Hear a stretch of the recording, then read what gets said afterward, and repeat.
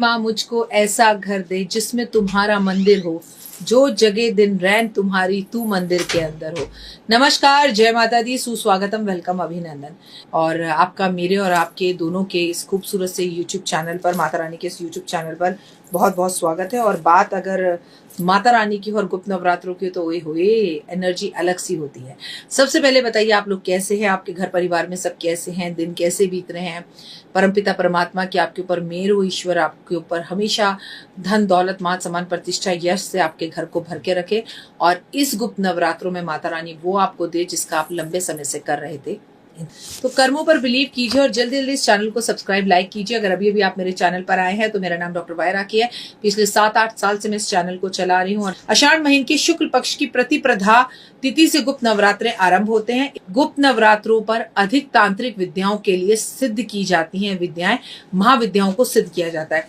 इस नवरात्रों में कुछ विशेष कार्य भी किए जाते हैं और ऐसा नहीं है कि हम गुप्त नवरात्रों पर केवल तांत्रिक विद्याएं करते हैं, लेकिन ये बात सही है, साधु संत, एस्ट्रोलॉजर्स और रेकी मास्टर्स जिनको अपनी जिंदगी में कुछ गुप्त रूप से शक्तियां चाहिए, वो गुप्त नवरात्रों पर पूजा करते हैं। और वो आपको कोई भी नहीं बताएगा कि वो क्या पूजा करता है, लेकिन एक आम इंसान, एक आम शख्स भी अपने इन गुप्त नवरात्रों पर माँ देवी, माँ भवानी को हम मना सकते हैं। अगर आप ये सोचते हैं कि नवरात्रे जो आम तरीके से आते हैं वही खास होते हैं, तो मैं बता दूं उनसे बहुत बहुत बहुत ज्यादा पावरफुल ये वाले नवरात्रे होते हैं। पर इसमें जो भी पूजा पाठ की जाती है, आराधना अर्चना किया जाता है, जैसा कि आपको नाम से ही पता लग रहा है कि उसे गुप्त रखा जाता है। अपनी विद्याओं को किसी को बताया नहीं जाता। नवरात्रों के दौरान आपको बिल्कुल भी इस टाइम पर जो मैं बता रही हूँ, चाहे आप नवरात्रे मानते हो या ना मानते हो, आपको बाल नहीं काटने चाहिए, नाखून नहीं काटने चाहिए, ब्रह्मचर्य का पालन करना चाहिए। गुप्त नवरात्रों के दौरान बच्चों का मुंडन संस्कार नहीं करना चाहिए, वो वर्जित है। इन 9 दिनों में मांस मदिरा का सेवन नहीं करना चाहिए। गुप्त नवरात्रों में जहां तक हो सके वहां तक जल्दी सुबह उठे। और अगर आप सिर्फ इस 9 दिन जल्दी उठकर पूजा कर लें तो भी बहुत है, बहुत ज्यादा कुछ ना कर पाए। और विशेष रूप से इस 9 दिन में जल्दी उठने का कोशिश करें।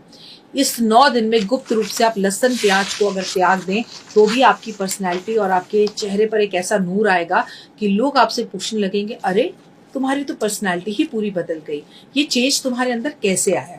गुप्त नवरात्रों में रात्रि में पति पत्नी को ब्रह्मचर्य का पालन करना है, रात हो या दिन हो। इस 9 दिनों में चमड़े की कोई चीज नहीं पहननी। गुप्त नवरात्रि में आपको बैंगन नहीं खाना चाहिए, काले और नीले रंग के कपड़े नहीं पहनने चाहिए। गुप्त नवरात्रों में आपको बाल खोलकर भगवान की पूजा नहीं करनी चाहिए। नवरात्रि में आप व्रत रखें या ना रखें, लेकिन आपको एक बात हमेशा याद रखनी चाहिए कि आपको हमेशा इस पूरे 9 दिन माँ का नाम लेना चाहिए। ओम नमो भगवते वासुदेवा का जाप करना चाहिए। ओम ह्रीं क्लीं चामुंडा विचा का जाप करना चाहिए। इस 9 दिन में ब्राह्मण को घर बुलाकर आपको हवन जरूर कराना चाहिए। आपको ये कोशिश करनी चाहिए कि अगर आप बहुत कुछ ना कर सकें तो कम से कम इस नवरात्रों में आप बिस्तर छोड़कर जमीन पर सोएं। और बहुत से लोग तो ऐसे हैं जो सिद्धियां प्राप्त करना चाहते हैं, वो कुशा के बिस्तर पर सोते हैं। सुबह स्नान के बाद माँ दुर्गा की तस्वीर या मूर्ति पर चौकी पर लाल रंग का कपड़ा बिछाकर, जिससे आपके घर वाले टोका टाकी ना करें, वरना साधारण रूप से माँ के सामने गाय के घी का दिया जलाएं। देवी को लाल रंग के वस्त्र अर्पण करें, मंदिर में जाके चुपचाप कर दें, घर वालों को ना बताएं। लाल चुन्नी अर्पण करें, सिंदूर अर्पण करें, श्रृंगार अर्पण करें, मेहंदी अर्पण करें और माँ को पुष्प लाल अर्पण जरूर करें। हो सके तो घर में कलश की स्थापना करें। अगर नहीं कर सकते तो मंदिर में कहीं कलश की स्थापना ब्राह्मण से करवा दीजिए गुप्त रूप से। इसमें आपको प्रतिदिन घर के अंदर जो है माँ के भजन जरूर चलाने चाहिए। दुर्गा सप्तशती का पाठ, दुर्गा कवच का पाठ, दुर्गा चालीसा का पाठ करना चाहिए। 9 दिन आपको देवी का विधि विधान पूजा करना चाहिए, जैसे आप नवरात्रों में करते हैं। आप चाहें तो गुप्त नवरात्रों में आप कलश भी घर में स्थापित कर सकते हैं। इन गुप्त नवरात्रों में जौ भी बीज सकते हैं। देखिए, अब बहुत से घर ऐसे हैं जहाँ सासें अलग रहती हैं, आप बहू हैं और आप अकेली रहती हैं, तो बहुत सारे उपाय आप अपने आप कर सकते हैं, क्योंकि आपको कोई रोकने टोकने वाला नहीं है। और बहुत से उपाय अगर आप नहीं कर सकते और आप चाहते हो कि इस पूजा का फल भी आपको मिले, तो आप पंडितों से ये पूजा करवा लें और पंडितों को पैसे दे दें कि मेरी तरफ से मंदिर में कलश स्थापित कर दीजिए और मंदिर में ही जौ बीज दीजिए, किसी को पता ना चले। मेरी मनो इच्छा ये है पंडित जी, और मेरे लिए दुर्गा सप्तशती का पाठ कर दीजिए।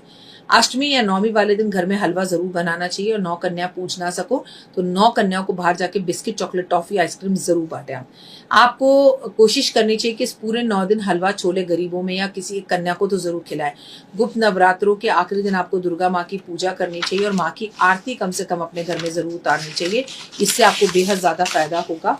और गुप्त नवरात्रों के अंदर गुप्त रूप से अगर आप कोई साधना करें, जैसे और कुछ नहीं कर सकते तो आप मेडिटेशन करें, आप मंत्र जाप करें, आप सूर्य नमस्कार, सूर्य प्रणाम जरूर करें, आप दुर्गा माँ की पुस्तकें जो है मंदिर में बांटे, घर के आसपास के किसी मंदिर में पंडित जी को बोल कर आए कि मैं माँ के वस्त्र बदलवाना चाहती हूँ। मंदिरों में माँ होती है कि मैं आपके लिए वस्त्र लेकर आई हूँ और माँ के वस्त्र बदल दीजिए, मेरी तरफ से इतना कर दीजिए। ये गुप्त नवरात्रों में आप गुप्त दान करें, कोड़ियों के आश्रम जाएं और कोड़ियों को कुछ चीजें जो है आप खाने के लिए भंडारे के रूप में जरूर बांटें, गुप्त रूप से बांटें। और इसका प्रचार में अपनी माँ को, अपनी सास को, अपनी बहन को, किसी को मत बताइए। अगर चीजें बता कर करनी है तो वो चीजें गड़बड़ हो जाएंगी और उससे फायदा तो कुछ नहीं होगा, नुकसान होगा। क्योंकि गुप्त नवरात्रों में गुप्त दान का फायदा है, गुप्त रात्रि जागने का फायदा है, गुप्त पूजा पाठ का फायदा है, गुप्त रूप से किसी की मदद करने का फायदा है। और गुप्त नवरात्रों के अंदर भी बिल्कुल उसी तरह से जैसे हम नवरात्रों में पूजा करते हैं, अपने घर में या मंदिर में अखंड ज्योत जला सकते हैं। किसी से रिक्वेस्ट कर सकते हैं कि हमारी तरफ से आप अखंड ज्योत जला दो, उससे भी आपको बहुत ज़्यादा फायदा होगा। और लाइफ के अंदर 100 आउट ऑफ 100 सक्सेस होती हुई दिखाई देगी। लाइफ के अंदर आपको अगर नॉर्मल नवरात्रों में मौका नहीं मिलता कुछ करने का, तो गुप्त नवरात्रों के अंदर मात्र आप दुर्गा मंदिर रोज जाकर शाम के टाइम पर 5 दीपक जला दें तो बहुत उत्तम रहेगा। अगर आपकी मैरिड लाइफ में कुछ डिस्टर्बेंस है या मैरिड लाइफ में प्रॉब्लम है, तो सिर्फ और सिर्फ माँ दुर्गा के सामने श्रृंगार का सामान अर्पण करना है और माँ पार्वती को शहद का भोग लगाना है।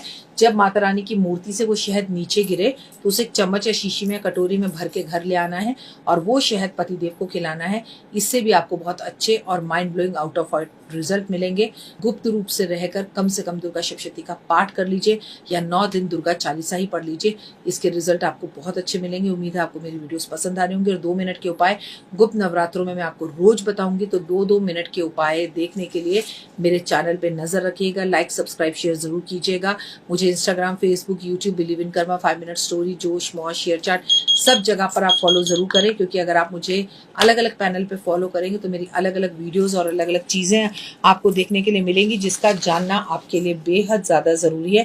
क्योंकि ये छोटी छोटी रेमेडीज आपकी लाइफ को कंप्लीटली बदल सकते हैं। उम्मीद है मेरे काम आपको पसंद आ रहे होंगे। और गुप्त रूप से गुप्त नवरात्रों की हार्दिक शुभकामनाएं। यकीन मानिए माँ बड़ी जल्दी प्रसन्न होती है और इस वक्त धरती पर जो एनर्जीज होती हैं वो नॉर्मल नवरात्रों में भी नहीं होती। जय माता दी। तो देख ली वीडियो, कैसी लगी, पसंद आई? चलिए, हो सकता है किसी को पसंद ना भी आई हो, लेकिन अगर हृदय से आप इन उपायों को करेंगे तो आपका फायदा जरूर होगा। बहुत मेहनत करते हैं हम ये वीडियो बनाने के लिए, और मैं ही नहीं, सब। तो अगर अभी तक आपने मेरे चैनल को लाइक, सब्सक्राइब, शेयर नहीं किया, जरूर कर लें। अगर आपको किसी भी तरह की कोई जानकारी चाहिए या आप चाहते हैं आपकी बताई हुई वीडियोस में बनाऊं, तो आप यकीन मानिए हमारे नंबर आपको सारे वॉलपेपर पर दिखाई देंगे। इन सब नंबरों पर आप हमें तुरंत कॉल करें